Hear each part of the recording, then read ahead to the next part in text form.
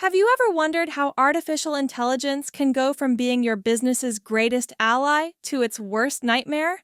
In this episode of Stop Doing Stupid Stuff podcast, Tim Keefe and Andreas Wieman dive into the world of AI hallucinations, rogue chatbots, and the critical importance of clean data. With real-world examples, practical advice, and a good dose of humor, they'll guide you through the do's and don'ts of deploying generative AI tools effectively. Stay tuned, you don't want to miss this. Hey everybody, welcome back to another exhilarating conversation podcast, Stop Doing Stupid Stuff, with my co-conspirator, Tim Keefe. Tim, we're going to be talking about some very boring, uninteresting things today. What you want to let everybody know? I got to work with you on our upfront branding, but no, of course, always Hey, good to be here. I'm just reading the intro that the Gen AI inference produced for me. So did it not do a good job of that? Probably not. I think maybe that's one of those opportunities that we're going to talk about here, which is we want to reference an article that came out in Forbes by Anisha Sircar. It was published on the 27th of November, so very recent. And the title of the article is When Chatbots Go Rogue, the Dangers of Poorly Trained AI. And for those of you who may have listened to our previous podcast, we got into the whole concept of garbage in equals garbage out. And I think this allows us to expand on that conversation and kind of get into it a little bit further in terms of, like, as with any technology, or even, put a human being in the mix for the conversation, which is, how do we look at the validity of the output, right? To validate that, okay, if we're making a request for ticket prices, if we're an airline or a hotel or whatever we might be, and are the right prices being quoted under the right circumstances? And if you don't know the answer to that question, that's probably problematic right there. That you should be able to understand what the level of accuracy is it, and what that might be. And then so there's that part, which is the output accuracy, and then the downstream issues associated with it when it's wrong can be quite significant. It can be an hallucination that could be funny, or it could be a hallucination that could cause you to lose your job. There was a very famous story about the attorneys earlier in 2024 who had a Gen AI tool write a legal brief for them. And unfortunately, the AI tool created or hallucinated some very appropriately sounding cases and citations. Unfortunately, they were completely made up. And the attorneys got caught and are, I believe, at risk of potentially losing their right to be an attorney, which would be pretty bad. And then there was also a famous case, I think, in 2023, late 2023, where Qantas had some ticket prices quoted by a chatbot that were very, very low, like $6 Australian. And they ended up in court fighting over it. And the court's ruling was the chatbot acted as if it was an employee, and therefore you are obligated to support the pricing that was presented to the customer. But that's, these are just examples, but we hear all kinds of hallucinations. And those of you who've played with the Gen AI tools in different ways will say it can do a great job of making complete fantasy sound real. So there's that output side of it. And then what about goes into it? And I think these, we talk a lot about large language modules, and that was the whole hype in the beginning. These tools have the ability to go across the entire internet very, very quickly and do amazing search capabilities in response to a query. Yep, that's true. But how accurate is the underlying source data? And as we know, these are not peer-reviewed environments, et cetera. So anyway, I don't want to just do all the talking, but I mean, I think. Are you sure? It sounded like you kind of wanted to there for a minute. But it's an important topic. I mean, it's not a new topic either. So. Right. No, I agree. And I think, here's the way that I look at it with the emergence of Gen AI models, right? And LLMs. I think it's useful, and it's a new frontier that we need to cultivate, and I don't know, criticize the right adjective to use, but just review it and raise things up to each of the company, whether you're talking to Google with Gemini or you're talking to ChatGPT, OpenAI, and pointing those things out, right? They're putting it out there for the users to test. It's not because they're sitting back saying, hey, we want to be total good citizens of the world, so we're just giving you this for free. They're using it for, varying interactions and varying examples and use cases for them to fine tune the models. And so making sure you're raising things to them, I think will help expedite that. But that's for like the bigger picture. And I think my advice there would be use it just like a search engine when the internet really, came to commercialized fruition in like, I don't know, the mid 90s, right? 95, 96, like when Yahoo and Alta Vista was around, if anybody's young enough to remember that. You would go out and you would query, the search term, and it would pull up different articles that the CO thought was relevant to the terms that you entered. And you would go research it and look for validity or look for, quoted acceptable material. And so I think Gen AI is really no different. Do a Gen AI prompt, see what it produces, and then if you have reservations, or even if you don't, if you just want to be curious, go search just for some of the quotations or some of the claims that it's making, and see if you can find corroborating evidence elsewhere outside of a LLM or another Gen AI inference. Go do a normal Google search for it and see what it turns up. That's kind of where I would start, just from a curiosity space. Does that make sense to you, Tim?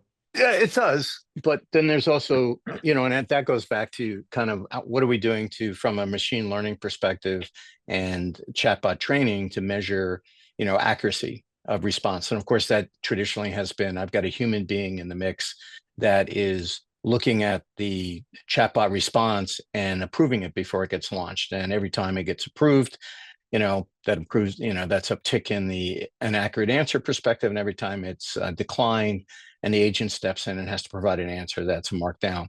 I mean, those are great, right? The problem is, I think, is that we see clients are like, oh, okay, I'm going to get my accuracy level up to, 92, 93%. And then we're ready to launch. And then they stop measuring accuracy after that. And I think this is a downside, that you've got to be as actively involved in measuring success on the output side as if you were doing it with 500 human agents in the room. Obviously, the bots have some significant advantages in terms of 24/7 multilingual support, all the rest of that stuff. But also, just like with humans, I think you've got to put some boundaries around the information they can go look at in order to respond to an inquiry from a customer. And rather than make it up, which is the hallucination side of it, how do we ensure that when the information isn't there, or the query doesn't map to a response, then that either gets to an escalation or a response back to the client to say, I don't have an answer for that. I'm going to have to do additional research, just like you would want a human to do. Because what you don't want is, and again, we've seen this happen 100 times, is that if there's not strong adherence to process, and the process doesn't require, hey, you got to go look up the answer to make sure that the underlying recommendations and or whatever haven't changed, because stuff changes all the time. Right.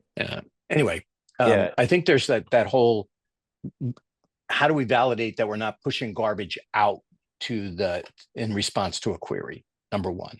Yeah. I would say, going back to my reference or my example, that was more for public domain, right? So literally not doing it for your job, but just doing it as a at-home Google search. That way, that helps the LLMs or the developers of the technology, whether they use an LLM or they ring fence it down to a smaller data set. That kind of helps them develop it on the public side. Now, on the private side, what you're talking about, 100% agree. To me, it's a very simple approach in that, and when I say simple, you don't have a big degree of variation from what you do with humans versus what you're going to be training your, for lack of a better terms, what you're going to be training your AI on. And so if you treat it like a human, it's going to learn faster, and it's going to absorb and have it's going to do all the things it's coded to do. And then it's Mhm. going to do it based off of the data set that you train it on. So even if you have, and you and I have talked pretty extensively about this, and companies still aren't doing it. So I have a prediction we're going to continue to talk about it until they get their stuff together. But if you look at knowledge management systems with, warehouse training, for new people joining an organization for a particular department or a function, et cetera, along with the, process manuals that you're referring to, how hygienic or how clean and updated are they? Because if you ask employees, the example that you just gave, they're like, it's not very good. I can go get an outdated article. I'm not really sure if it's the right thing. And so there's guesswork, and then that's where you have the human intuition side that is competing in their mind with all of the other KPIs or metrics that they're going to be held accountable to. So in the CX world, right, usually it's an average handle time or an average interaction time because there's a quantity of customers they're supposed to interact with during a given shift. And so if they're, quote unquote, bothered to have to go into this knowledge management system or knowledge base system every single time for every interaction because something may or may not change, then what they're also computing in their head or thinking about, I should probably say not computing, thinking about is, oh, well, I've got to talk to at least 50 more customers that I got to help today. And so if I go do this every single time, I'm only going to be able to help 40. And I'm going to get Right. yelled at for not being able to Right. help 50. I mean, that's what you got to think about what you're doing on the hygienic side of just data. I'm just going to say data now, not just Right. knowledge management. Right. But then that's what you're exposing your Gen AI to, is Well, these unhygienic models. That's where the hallucinations come from. yeah, no, exactly. I mean, whether it's a chatbot or it's a human being, it's going to respond the same way to an unorganized knowledge set, right? That is not easily searchable and that I can't readily respond to. That's where I also think then you start to work upstream and you start to look at the garbage in component of this, which is, okay, what is the data set that I'm making available to this Gen AI to respond to these queries? So for Yep. example, right? Like if I'm a hotel, I'm going to be very specific about the data set of room prices and the algorithm by which those room prices can evaluate whether it's a long stay, short stay, what days of the week, et cetera. But I don't want you to use any information outside of the very specific information I give you, right? Because I don't want you to go over and say, oh, I'm looking at our pricing. Hey, your competitors got the same room for $150 a night that we do 230. Well, I'll give the customer the 150 a night. And you're like, no, don't do that, right? Like that's Right. not what we're doing. And then, what's happening on that side of the equation to say, how do I ensure that I have the appropriate data, that the data is clean, the data is accurate, blah, blah, blah. And I think this is related to our alt skilling conversation from a few weeks ago, where we're saying, because a lot of people are worried, right, that AI is going to take my job away. And it may, but there are also new activities, new work that needs to be done in order for these Gen AI tools to actually deliver against the hype that's been promoted. Okay. Whether that's, data tagging, so that, I mean, if it's done poorly, Well, you're going to yeah, get, that's where it started, like data annotation. So if you have, and again, who's doing the data annotation? A human, right? usually. And so is there a degree of interpretation and subjectiveness that's implied to what they're tagging, or is it 100%, for every human that's also in that data annotation group tagging for this company, or university or wherever they're doing the function for, they're all going to have the same outcomes to it? No, you're going to have a huge degree of variation because there's humans involved in it. And so to your point, if the data annotation isn't tagged appropriately, then that's what the inference, the AI model is going to go be trained on and then produce results off of when, the prompt is queried there. Then yeah, it's going to start making stuff up. And it's, it sounds weird explaining this, but like in its mind, it's not making it up. It's just taking off of its parameters that it's, I keep saying always coded to do, and the deductions and the weightings that are assigned to it, and then available information. And that's where it starts this hallucination process that sounds highly credible because it's coded to be highly credible. In most cases it usually is, but when it gets into these cases that the prompting isn't fine-tuned or the data isn't tagged correctly, it's going to start hallucinating. It's going to start spitting stuff out, but it's still going to sound genuine. And that's where I think, you opened up with, how do we start checking for that to get to it quicker and correct it quicker? And Right. like, there's a Right. variety of cases I think we're going to come across. I mean, to me, like we were talking about, I say the easiest way, theoretically speaking, is to start off in the training. So if you have a employee handbook or a company handbook or a knowledge management system that you have some sort of process that's documented, go make sure that's clean. Like, make sure that's clean. For the humans that are doing the work today, make sure it's clean so they do a good job and they do a good job for your customers, right? And then once that's hygienic, once that's clean, that's what you start training the models on. And I Right. think you'll get a higher degree of accuracy in the responses. And everybody wants to like jump to go on the monopoly board is the metaphor that I use. And I'm like, look, if you have employees right now today, why don't you make their job easier, right? Because then they'll be less stressed out and then they'll give you more productivity because they're going to give you more of a volunteered effort, which we always talk about. And it'll be more accurate. And then you can train the AI model a little bit better as you clean up your Right. data set that it's looking at, but then you're also getting your thumbs up, thumbs down from the employees who actually are doing the job as well.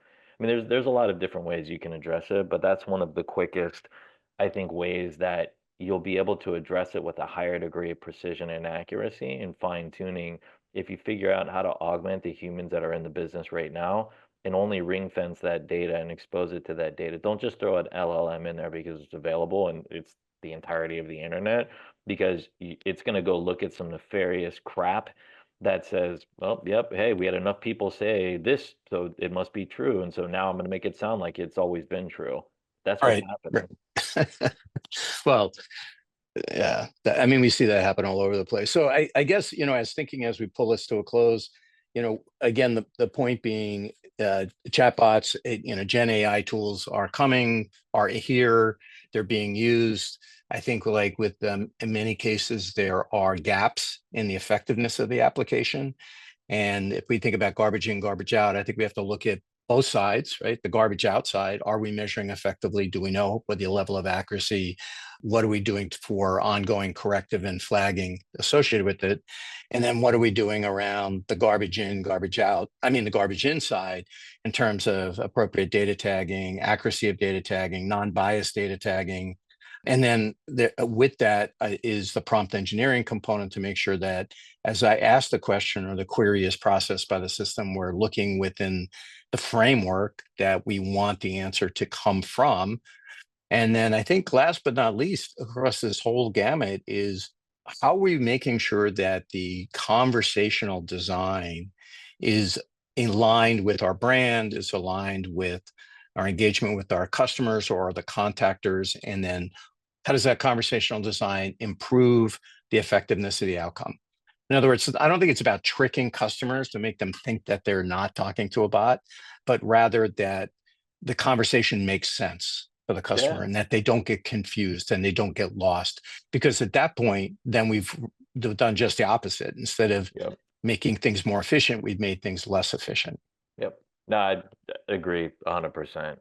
I think as there's more test data that's out there, as companies, they're spending hundreds of millions of dollars on hardware to set these systems up. And then what they're doing is figuring out, okay, how do we get to a point where we can operationalize this? And they look at the money they've spent and they're like, oh, we got to operationalize this really, really quick. And so they're kind of putting it out there prematurely. So if listen to what we talked about here and baby step it in the right way, look at the data that's going in and then the results that are coming out and find a way to have quality assurance. I'm just going to say this as a broad overview statement. Quality assurance on the AI, on everything that touches it. And if you listen to our podcast from a couple of weeks ago with Dr. Amy Getzy, she gave kind of the same advice of saying, make sure that your data is hygienic and clean, but then you're reevaluating what it's producing out. What is the data telling you and making data-driven decisions and then readjusting and reincorporating and reingesting that data, to go through that whole process. I think that's what companies need to do is figure out in bite-sized chunks, how do you accomplish that? And everybody's going to have different situations, different maturity paths that they're in right now, different investment paths, I should say, with the amount of hardware that they're purchasing or cloud space that they're purchasing in some cases. So it's going to be a little bit different for everybody. But to your point, garbage in, garbage out. I think garbage in is probably the easiest place to start. Go through and audit your existing material and see how it's working with the humans and the human employees you have, and then figure out how can you start to incorporate generative AI to augment the humans in your business today, the employees in your business today, because you're going to get a measurable result. When I say positive result, it should be a positive result by making their jobs easier. And then on the dual side, you're going to be training that inference model, the Gen AI model, and it's going to let you see things a little bit more clearly on what next steps that you need to take there. Agreed. Agreed. All right. Well, I know this was an interesting conversation, at least to us. Hopefully, uh, you guys in the audience had an opportunity to learn something here, or I'd love to get your feedback. Please, feel free to hit the subscribe button or comments. We are always looking to expand the conversation and drive further. One of the things that we are doing here, and that from a business development perspective, is we believe that this need for alt skilling and training education in support of these rapid and dramatic AI deployments we're going to see is huge. So you'll be seeing some stuff from us over the next couple of months as we start to bring some advanced smart learning capabilities into play, and hopefully you'll be as excited about it as we are. Yep. Agreed. Thanks for listening, everybody. We appreciate it. All right.